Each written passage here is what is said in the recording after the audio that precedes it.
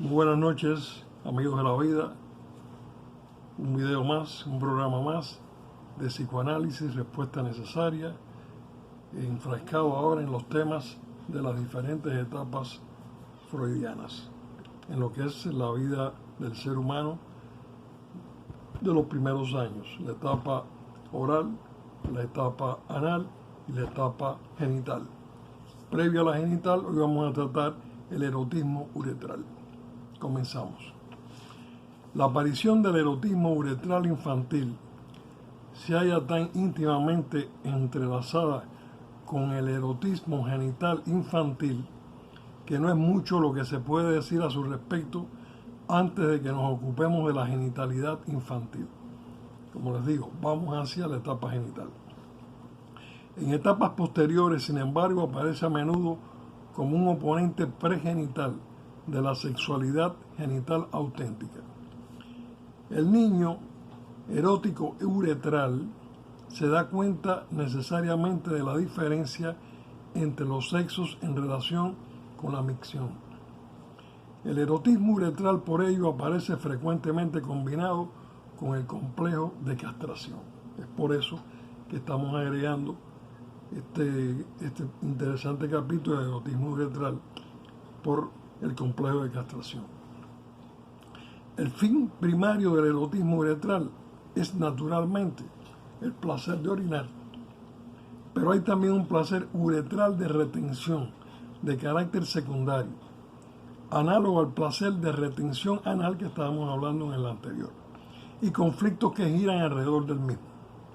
Esto es más frecuente en las niñas, probablemente por razones anatómicas. En cualquier caso, no parece justificado considerar el placer de la retención como sinónimo de placer anal y el placer de la excreción como sinónimo del placer uretral, tal como en cierta ocasión trató de hacer el gran Ferenczi. Recuerde Ferenczi del grupo de los miércoles, uno de los primeros psicoanalistas que siempre estuvo al lado de Freud. Los fines originales del erotismo uretral son, sin duda, autoeróticos, tal como son los del erotismo anal. Más tarde, también el erotismo uretral puede volverse hacia los objetos. El aparato uretral se convierte entonces en el ejecutor de las fantasías sexualmente excitantes acerca de orinar sobre los objetos o que los objetos orinen sobre uno, o de fantasías en las que la relación con la micción es más oculta. Frecuentemente los niños orinan activamente la ropa o la cama para alcanzar un placer autoerótico. Más tarde, la enuresis puede presentarse como un síntoma neurótico involuntario, con el carácter de un equivalente inconsciente de la masturbación. El placer de orinar puede tener en general un doble carácter. Puede tener en los dos sexos un significado fálico e incluso sádico, en que el acto de orinar sería el equivalente de una penetración activa, con fantasías de dañar o de destruir, o bien puede ser sentido como un dejar fluir, una actitud de entregarse pasivamente y de renunciar al control. El fin de dejar fluir pasivamente puede condensarse en el varón con otros fines pasivos, tales como recibir caricias en el pene o ser estimulado en la raíz del pene o en el perineo, que es el lugar de la próstata. Mientras la parte fálica activa del erotismo uretral se ve pronto reemplazada en el varón por la genitalidad normal, los fines eróticos uretrales pasivos pueden entrar en conflicto con la genitalidad, condensados frecuentemente con fines anales. Es cierto que el erotismo uretral masculino pasivo puede combinarse a menudo con fantasías bastante sádicas, tal como lo demuestra el análisis de casos de eyaculación precoz cuando son de carácter grave. La idea de dejar fluir es desplazada a menudo de la orina a las lágrimas.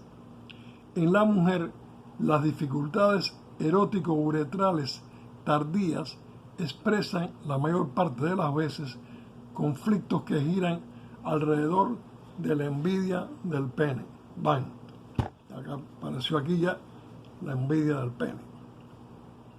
Dado que el placer experimentado en la retención de la orina es menos franco que el de la retención de heces, y en el varón puede incluso faltar del todo, los conflictos en la esfera del erotismo uretral se hayan caracterizado más que por una lucha entre el impulso de eliminar y el de retener, por una tentación de gozar el primitivo placer erógeno de la excreción y el orgullo narcisista de controlar el esfínter de la vejiga. Este orgullo se debe al hecho de que los fracasos en mantener la higiene uretral son castigados habitualmente exponiendo al niño a la vergüenza, mucho más que en el caso de la higiene rectal. No es fácil decir desde qué momento se establece la profunda vinculación entre erotismo uretral y vergüenza, pero sí se puede decir que así como la idea de ser comido es el miedo oral específico y la idea de ser desalojado de los contenidos del cuerpo es el miedo anal específico, la vergüenza es la fuerza específica dirigida contra las tentaciones erótico-uretrales. La ambición, tan a menudo descrita como una consecuencia de conflictos erótico-uretrales, representa la lucha contra esta vergüenza. Recuerden que también en la cuestión anal siempre ha estado esa retención de heces asociada, hablaremos de eso ampliamente, con el dinero, con la persona verdaderamente que le gusta retener los recursos financieros, ahorrar obsesivamente, compulsivamente. Bien, otras zonas erógenas. Toda la superficie de la piel, así como todas las membranas mucosas, tienen una función de zona erógena. Toda estimulación de la piel, todo contacto, así como toda sensación de temperatura o de dolor, constituyen fuerzas potenciales de estimulación erógena. Y al tropezar esta con una oposición interna, puede dar origen a conflictos. El erotismo de la temperatura, en especial, se combina a menudo con el erotismo oral temprano y constituye un componente esencial de la sexualidad receptiva primitiva. Tener contacto cutáneo con el partener y sentir el calor de su cuerpo seguirá siendo un componente esencial de toda relación amorosa. Esto resulta especialmente notorio en las formas arcaicas de amor, donde los objetos sirven más bien como meros instrumentos para el logro de una satisfacción. El intenso placer del calor, frecuentemente manifestado en los hábitos neuróticos del baño, es fácil de hallar en personas que simultáneamente presentan otros signos de orientación pasivo-receptiva, especialmente en el aspecto de la regulación de la autoestima. Para estas personas lograr cariño, entre comillas, lograr cariño significa lograr calor. Son personalidades, entre comillas, congeladas, que se descongelan en una atmósfera cálida. Personas que pueden permanecer sentadas durante horas en un baño caliente o sobre un artefacto de calefacción. El erotismo del contacto es comparable a la escotoffilia y ambos representan la excitación producida por estímulos sensoriales específicos.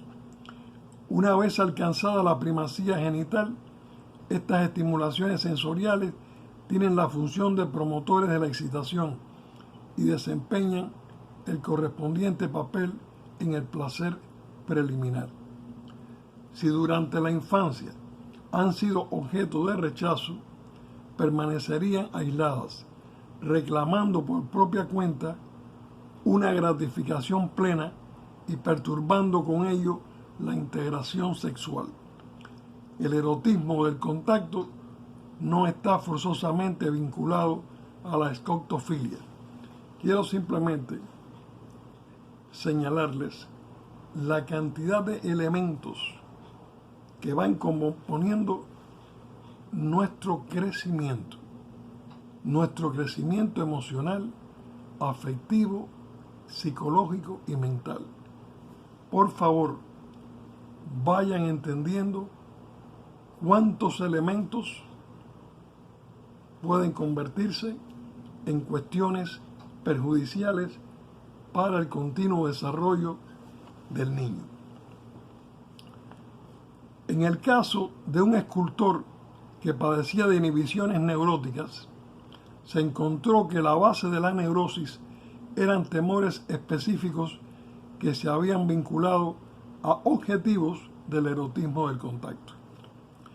Sería interesante un estudio del desarrollo del erotismo del contacto en los ciegos. La sublimación del placer de contacto es de gran importancia para el yo en su aprendizaje del control del mundo externo. El placer provocado por los estímulos dolorosos de la piel constituye la base erótica de todos los tipos de masoquismo. Quiero subrayar, el placer provocado por los estímulos dolorosos de la piel constituye la base erótica de todos los tipos de masoquismo. Cuando los objetivos del erotismo cutáneo ya no son autoeróticos, sino que están dirigidos a los objetos, se hace muy neto el fin arcaico de incorporación. La introyección por la piel desempeña un papel significativo en el pensamiento mágico de todas las épocas, así como en las fantasías sexuales inconscientes de todos los neuróticos. No siempre puede distinguirse, y en esto siempre desde el principio estoy diciendo, hay quien tose por catarro, hay quien tose por tuberculosis. Y esa es una de las bases y principios del psicoanálisis. Hay que saber por qué se tose. No siempre puede distinguirse el erotismo de la piel del erotismo muscular o de la sexualización de los datos de la sensibilidad profunda. El erotismo muscular se pone de manifiesto en muchos juegos, en muchos deportes, etc. Y patológicamente en muchos síntomas de conversión o en las inhibiciones de ciertas actividades musculares totalmente sexualizadas. El placer sexual que se logra en las sensaciones de sensibilidad profunda en los fenómenos neuróticos es de una importancia mucho mayor de la que generalmente se le concede. Ya hemos mencionado la importancia de los placeres y temores que giran alrededor de las sensaciones senestésicas y de las sensaciones de los sentidos del equilibrio y del espacio al referirnos a los niveles arcaicos del yo. Dado que la excitación y los conflictos provocados por estas sensaciones representan un componente esencial de la sexualidad infantil, las sensaciones mismas pueden constituirse más tarde en representantes de la sexualidad infantil en general. En los adultos y los niños mayores aparecen sensaciones senestésicas de los niveles tempranos del yo en el momento de dormirse, lo cual puede contribuir a crear perturbaciones del sueño si estas sensaciones, a causa de su significado sexual latente, tienen un efecto atemorizador. El retorno de viajes y nada claras sensaciones del equilibrio y del espacio es a menudo el signo externo de una reactivación de la sexualidad infantil inconsciente. Parecen ser especialmente importantes cada vez que las sensaciones de excitación se convierten en sensaciones de ansiedad. La vinculación entre ansiedad y sensaciones del equilibrio puede tener un origen fisiológico profundo. Diferentes autores han destacado el hecho de que el miedo de perder el equilibrio en el bebé puede constituir el patrón de acuerdo con el cual más adelante se estructuran otras ansiedades. Bien, hasta aquí hemos estado trabajando en el desarrollo mental, en los instintos y su desarrollo en las etapas de Freud.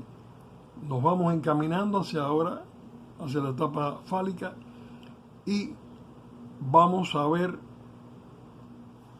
cómo es ese complejo de Edipo, vamos a ver cómo es esa envidia del pene, vamos a ver cómo es ese complejo de castración y todas esas cosas tan absurdas, aparentemente, que las personas que no han tenido una formación, pudiéramos decir psicoanalítica, que no han tenido la experiencia de convivir con pacientes verdaderamente con problemas serios, emocionales y psicológicos, creen que esto es prácticamente como una especie de algo inexplicable, cuando no es más que lo más sencillo que se puede entender dentro de la evolución del hombre o la mujer. Amigos de la vida, estamos en el camino, seguimos adelante. Psicoanálisis, respuesta necesaria. Amigos de la vida, muy buenas noches.